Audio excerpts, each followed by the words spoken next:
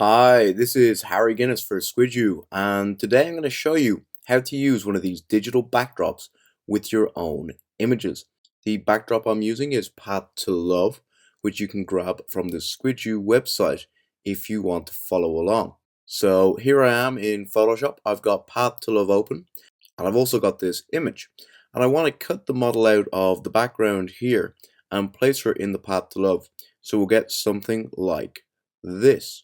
Today I'm going to show you all the tools and tricks you're going to need to do this yourself. It starts with cutting the model out, and then you've got to blend them back into the background. We'll look at how to create a shadow and match color and tonality. So I'm going to turn off this layer and let's get started. First, I can safely get rid of almost all this layer. So I'm going to grab the marquee tool with the keyboard shortcut M and drag a selection around the model. Then I'm going to invert it with Shift Command I or Shift Control I if you're on a PC. Press the backspace or delete key and get rid of all those unneeded pixels. Now if I zoom in, we're just going to have a look at what we're working with. This image is actually quite hard for this composite. It's not as high a resolution as the background, the perspectives don't match, the colors are completely different. So we're going to have our work cut out here to make this look natural, but that's good. If you match the perspective when you're shooting your own model image, you're going to have a lot easier a time than I will. Similarly, if you use a really high resolution file, it's going to make cutting the model out easier. I'm using the latest version of Photoshop CC, which is 2015.5 according to the top of my screen. New in this version of the mask and selection workspace, which I'm going to be using. All the tools in it though are available in older versions of Photoshop, just not in this workspace. So let's go into select the mask by going to select and mask. Got this ruby lit display on, which shows any deselected areas as this sort of red tinge. Any selected areas will appear visible. I've also got the tools like the quick select tool, the refine edge brush, the regular brush, and the lasso tool, which I can use to make a selection. So I'm going to grab the quick select tool, which selects similar areas to the pixels currently under the cursor. And then I'm just going to click into the model. You can see the blue dress and anything that's a bit blue tinged has been selected. We're obviously going to have to go in and refine this and refine the selection. That's far from the only one, but we're just going to click in, select out the face, select some of the hair here just by dragging around, and it all gets added to the selection. And that's starting to look pretty okay. So I'm going to hold down Alt or Option now to remove areas from the selection. I'm just going to drag in a circle around the base of the image, and you can see lots and lots of background pixels are removed. Now I've got a couple of problem areas. We can see this little bit here, the foot selected, and this area down here is still a little bit awkward. But I'm just going to grab the quick select tool, see if we can remove this. Yeah, we're going to touch up that foot by hand, I think, because it's too similar to the background. Just grab that there, and it looks good. Pan around and see. The hair looks actually quite okay. Photoshop's done a really nice job of selecting out some of that hair. That bit down the back is going to be a problem. I'm not sure I'll have enough time in this tutorial video to really go in and pull that out. If you're doing this yourself and you desperately want that hair in, it's going to take half an hour of just working with a brush tool to pull out all the detail. But we'll see what we can do with the refine edge brush in a minute. So now that we've got a rough selection, I'm going to grab the brush tool, which gives me a lot more control and flexibility than the quick mask tool. So let's zoom in, go down to the problem areas down the bottom, and zoom in some more, and then get to work. So the brush tool in Select and Mask is a little different to the regular brush tool in Photoshop. You can still control the size, hardness, spacing, and the shape of it, and all those things. But it works in a add selection or remove from selection manner. So right now it's in add selection, so you can see the little plus. If I hold down Option or Alt, it will swap to remove some selection. So I want to remove this little bit here from selection, so I can just paint in. Now I'm using a small soft brush, which is giving me plenty of control over how the selection is made.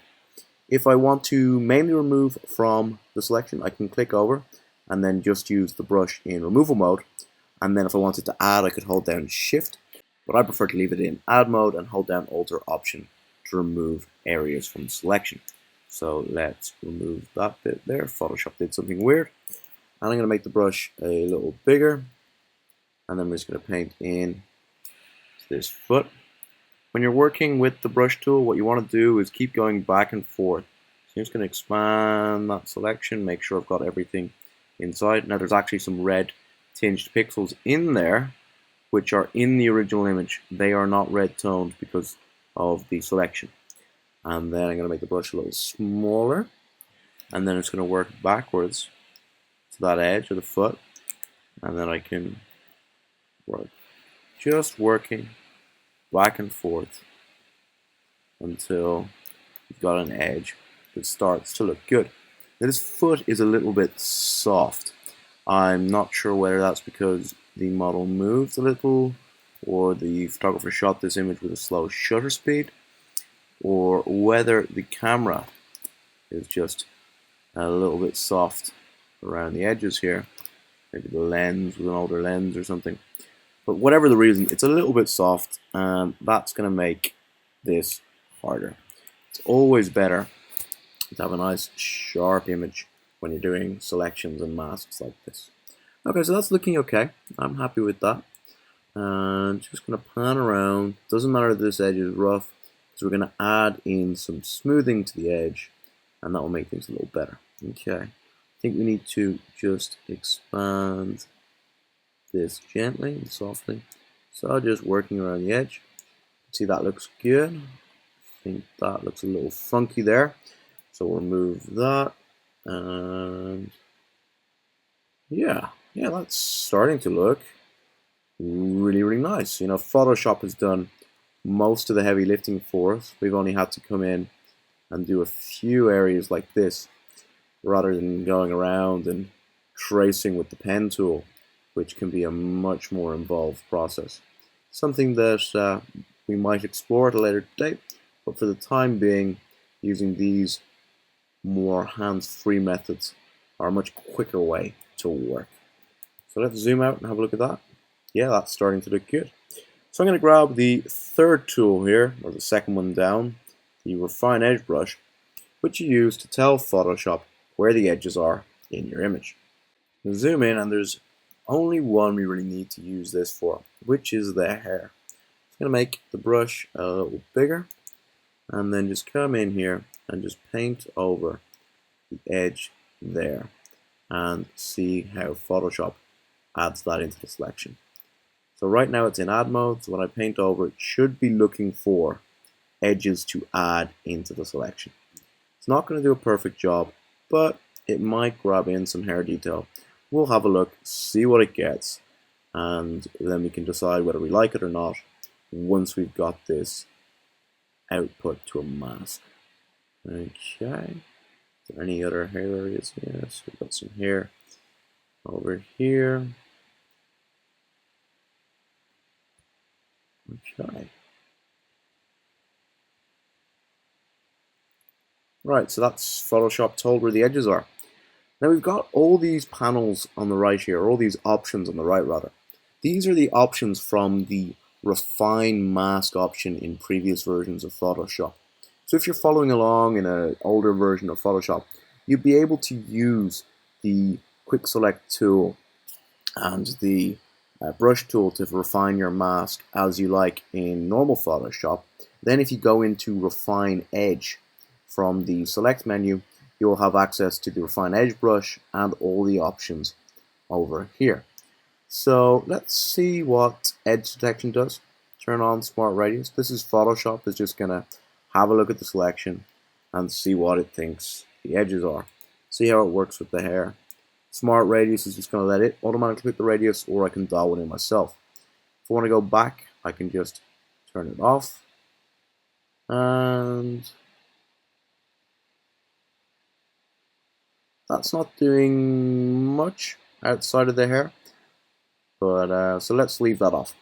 Sometimes it will do a great job, but it normally needs a higher resolution file where there's really crisp, sharp edges for it to detect the difference between the pixels. I mentioned I'm going to smooth that selection, which is going to get rid of any rough edges. So I'm just going to add maybe 40% smoothing. If I zoom right in to somewhere that there's a nice smooth edge, like the back here, and drag that to the left. Okay, so it's a little bit rough. Drag it up to about 40. And you just see some of the harshness of that edge get smoothed out. As I mentioned, this isn't a perfectly crisp image, so we don't really want a perfectly crisp selection. So I'm just going to add in a little bit of feather. So let's try 1 pixel. Let's try maybe more. I don't think it's that soft. Yeah, so around 1.8, 2 pixels for this image. You're going to have to play around with your own images and just see what sort of feather radius is going to look good. The crisper the image, the lower the feather is going to be. And I'm just going to pull that edge in a tiny bit because I've added some feather, which tends to take effect over both sides of the edge. So let's zoom in again and just see the effect of that shift edge. So it's at -10. Yeah, so it's just pulled a tiny bit into the model. So about -10, -13, I think, is just going to give us the best edge we can get. Now in the output settings, I want to output this to a layer mask. Once I'm done, I'm just going to click OK. And there we go. There's our first pass at the layer mask. If I zoom out, and yeah, that's already looking really good. I'm happy with that edge around the outside and stuff. We need to do a lot of work to make her look like she fits in this image, but so far, that's not too bad. You can see the layer mask. If you hold down Alt or Option and click on the layer mask, you can just see, zoom in, you can see this is where the Refine Mask tool, the Refine Edge tool rather, has tried to pick up some of the hair. These areas and the other areas are all where we've added a little bit of feather to the edge, and Photoshop has done its thing. Click back and we can see what we've got. Now there's a couple of little areas here that I just want to refine by hand. So I'm going to click on the mask, grab the brush tool with B, and this is the regular brush tool now, so I've got flow and opacity rather than add or remove. So I'm going to use a flow of around 20%, a soft brush. I want this to be a little bit smaller, so somewhere around that size. I'll probably make it smaller in a second. And I'm just going to tweak this mask by painting on black and white. So hit D to reset your swatches to black and white, and then you can just swap between them. Remember, white adds to a mask and black removes. So I want to remove this little bit of weird color that's going on here.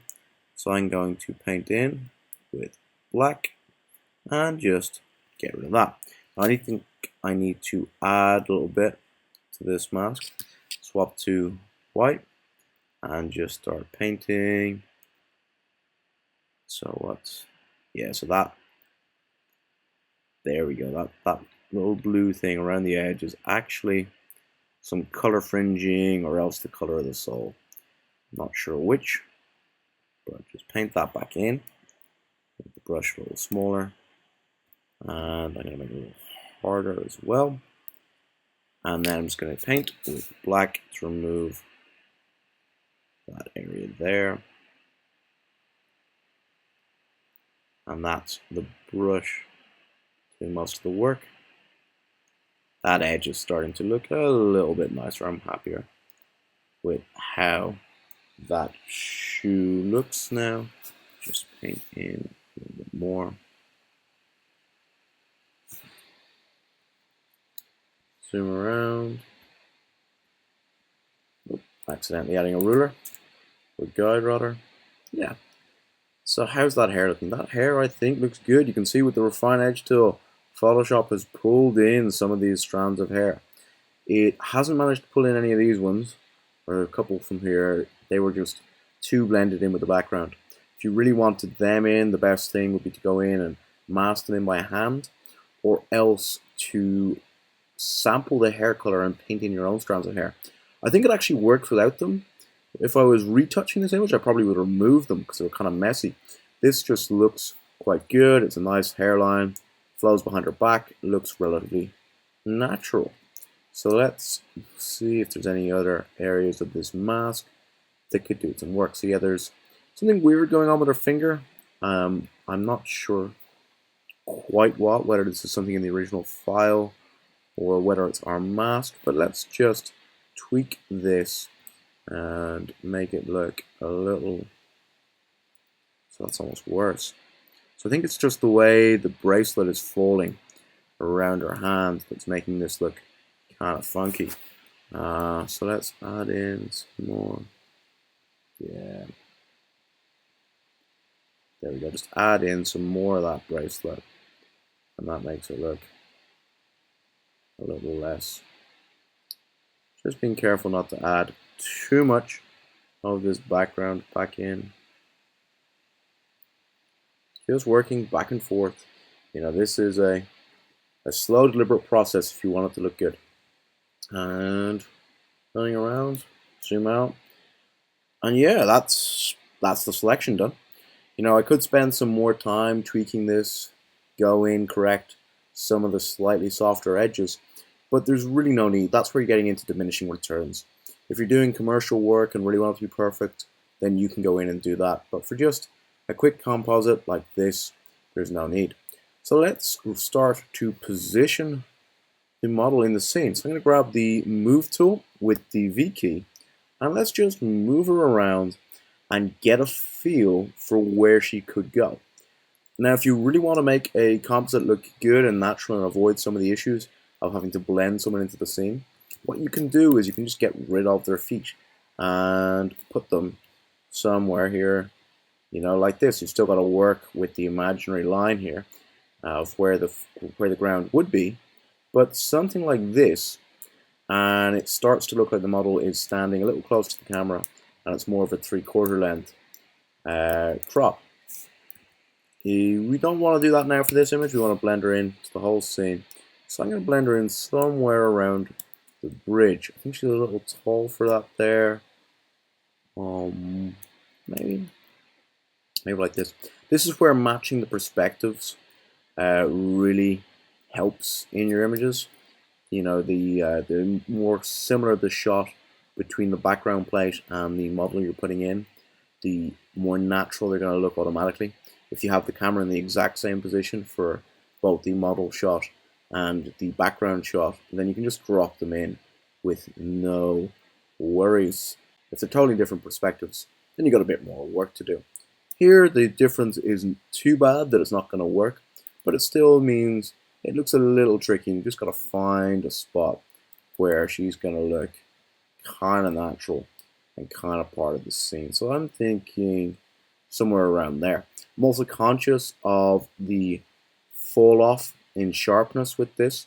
She has to stand somewhere towards the front of this bridge because she's relatively sharp, and the background back further on the bridge is really, really unsharp. You know, so if I made this really small and tried to place her distance over here, it's just not going to work at all. So we need her to be a bit bigger than that, and somewhere around, let's go with there. That I think looks, now maybe a little bigger. This is the thing, you're going to be going back and forth and just tweaking things until they feel good to you. There's no right or wrong answers with this. It's all a thing of degrees. So yeah, that's it. That's decided. That's where she's going to sit. So the first thing I'm going to do is add a shadow, because that's going to make her blend in a bit better. So I'm going to grab her curves there, and I'm going to drag down like that. Then I'm going to place it under the model layer and fill it with black. Grab the brush tool, and I want a nice soft brush. So nice and soft, nice big brush.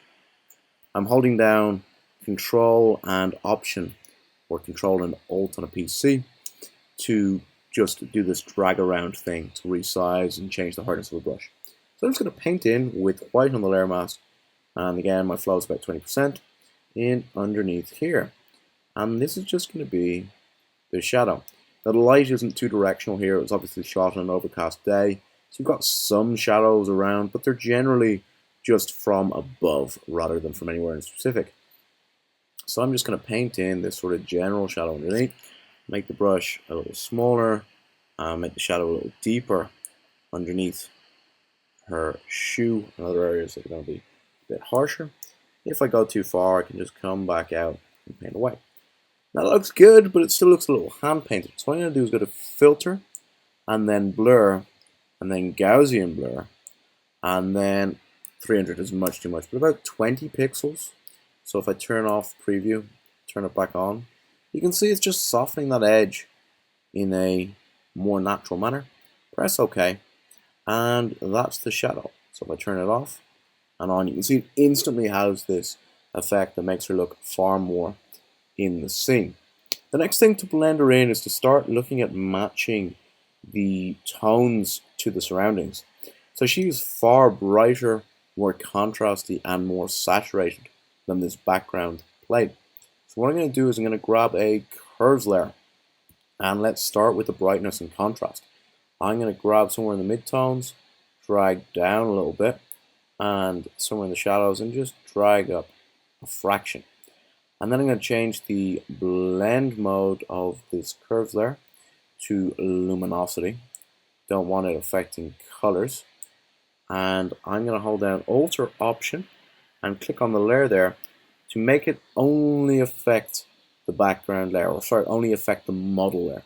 That's turning on a clipping mask. So if I turn that off and on, I think I need to drag down on the highlights a little more.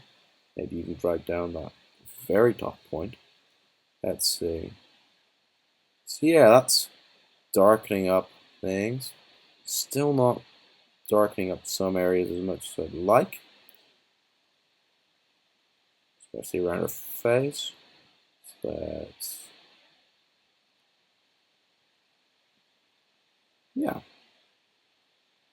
yeah, so that's already looking a little better.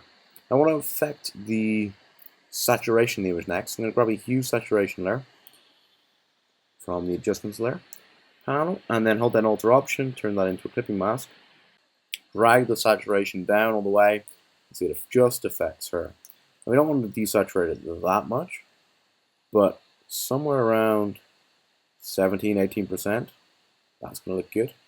And more importantly, I want to grab the red slider, and this should just affect her skin, yeah. So I want to pull that down another maybe 10%, because that's just a little too intense for my taste. And yeah, that's already starting to have a really nice effect. She really looks more at home in this background now that we've got the light levels and saturation sorted out a bit. Now that we've got the model positioned in the scene and blended in a little better by matching her tonality and saturation, it's time to really pull it together by treating everything the same. This is where we're going to add in a curves layer to add the contrast we want in the overall scene. I'm going to do some color toning to apply the same color palette to everything. So let's grab a curves layer, and I want this to have some more contrast. I know I just removed it from her, but I needed to get things to a base point that worked for me. I'm going to change the blend mode to luminosity, so not affecting colors too much, and that's gone way too far. So reset that curves there, come up, and yeah, somewhere around there feels right. Now we've got the same level of contrast in everything still. Now I want to add in some color toning. So I'm going to come down here and click on gradient map adjustment layer. And this has gone black to white, which aren't the colors I want to use. I'm going to click on the gradient map and then come into the dark stop. I'm going to use a deep green, something around here, maybe a little less saturated, almost black. Click OK. And then for the light color stop, I'm going to go with sort of a cream. So something a little more yellowy than that, a little more creamy. Where's gonna be? Yeah, so around there. That's a really nice gradient, I think. Just gonna click on the midpoint, drag it to the left, because there's a lot of dark tones in this image and not that much in the way of highlights. So drag that around, and that feels good to me. So I'm going to duplicate this layer with Command or Control J and turn that off. We'll get to that layer in a second.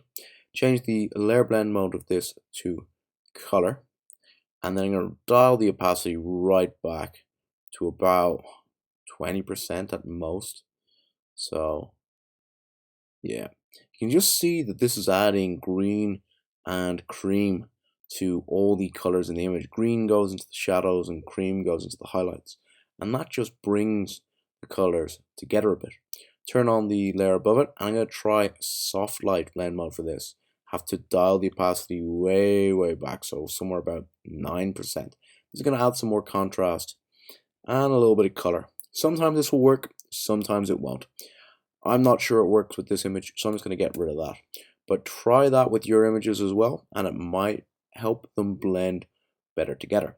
Now I want to add a vignette to the model, so I'm going to create a new layer, Command Shift N or Control Shift N, and grab the lasso tool, and then I'm just going to make a really bad selection, the rougher the better, around the outside of her. You want it to be as natural and squiggly as possible.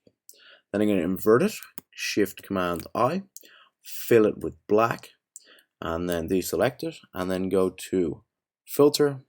If I hold down Alt or Option, I can just click on where it says Gaussian Blur here, and then this we want to be about 300 pixels. And that's going to give a nice natural looking vignette. Change the layer blend mode to multiply, and lower the opacity right down to about 17–18%, and that's just going to pull attention to this brighter part of the image. That's what we want. Okay, I think there could actually be some more saturation in this image. So I'm going to grab a hue saturation layer and just dial the saturation up by maybe 12%. Let's turn that off and on. Nope, there can't be more saturation. That was a little experiment that didn't work. You're going to be making lots and lots of these when you're making your own composites. You're just going to go in, try something. If it works, keep it. If it doesn't work, ditch it. So I think this is pretty close to done. This is the point where we're really reaching diminishing returns. You know, I could go in and spend some more time color toning and trying to tweak everything. But right now, I'm pretty happy with things. If I zoom out, you know, she looks like she is part of the scene. You know it's a composite, so you can start to see some of the little flaws. But if you're just to see this image on a website or on Facebook or anywhere else like that, then your eye would just see it as an image. You wouldn't instantly be drawn to the fact that maybe the shadow isn't perfect, or maybe there's a little bit of a weird edge around her hair or something like that. So that was that. These were all the tools and techniques you need to go in and use the digital backgrounds from Squijoo. You can grab any of your own model images, grab any of the backgrounds from Squijoo, and go in, just cut out the model, work your way around the edge slowly, drop her into a scene, and then use a couple of curves, hue saturation layers, and maybe a gradient map to add some color, and just match the tonality, then do your own color styling on the whole image, and things will start to look pretty good.